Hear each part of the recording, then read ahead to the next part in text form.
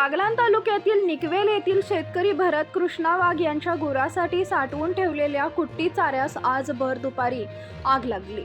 या आगीत साठवून ठेवलेल्या 25 ट्रॉली चाऱ्याचं नुकसान झालेलं आहे। दरम्यान सटाणा नगरपालिकेच्या अग्निशमक दलाच्या कर्मचारी व शेतकऱ्यांनी आग विझवण्यास मदत केली, मात्र तोपर्यंत संपूर्ण चाऱ्याच्या आतपर्यंत आग पोहोचली होती। आगीमुळे सदर शेतकऱ्यापुढे आजच जनावरांच्या चाऱ्याचा मोठा प्रश्न उभा राहिला आहे।